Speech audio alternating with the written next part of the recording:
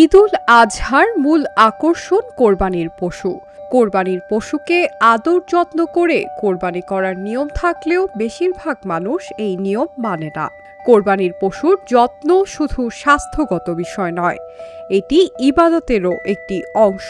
ইসলামেও পশুর প্রতি সদয় আচরণের উপর গুরুত্ব দেওয়া হয়েছে। কোরবানি কবুলের আশা নিয়ে পশুর প্রতি যত্নশীল হওয়া জরুরি। চলুন জেনে নেওয়া যাক কোরবানির পশুর যত্ন নেওয়ার কিছু গুরুত্বপূর্ণ উপায়। ১. পর্যাপ্ত খাবার এবং বিশুদ্ধ পানি দিন। পশুকে নিয়মিত ঘাস, ভুসি, খৈল, খড় বা উপযোগী খাবার দিন। পরিষ্কার এবং পর্যাপ্ত পানি নিশ্চিত করতে হবে। ২.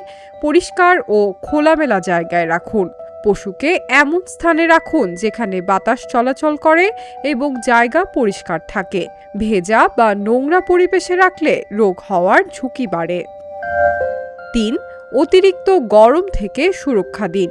গরমের দিনে ছায়াযুক্ত স্থানে রাখুন। প্রয়োজন হলে শরীরে পানি ছিটিয়ে দিন যাতে হিট স্ট্রোক না হয়।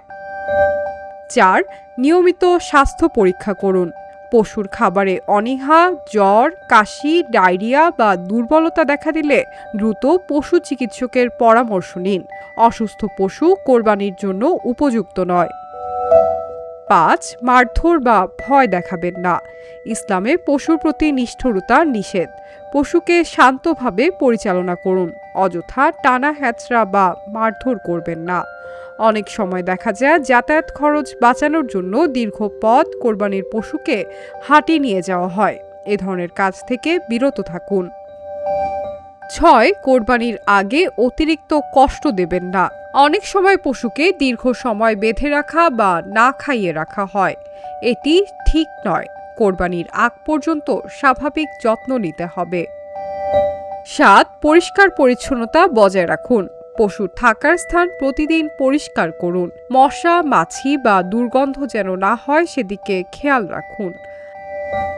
৮. কোরবানির সময় মানবিক আচরণ করুন।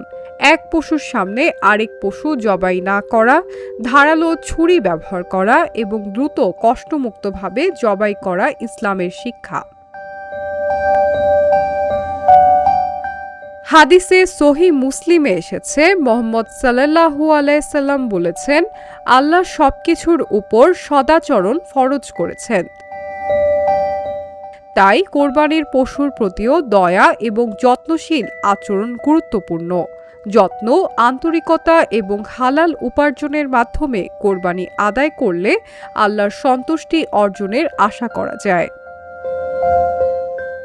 Shiny Alam Chowdhury, Dhaka journal.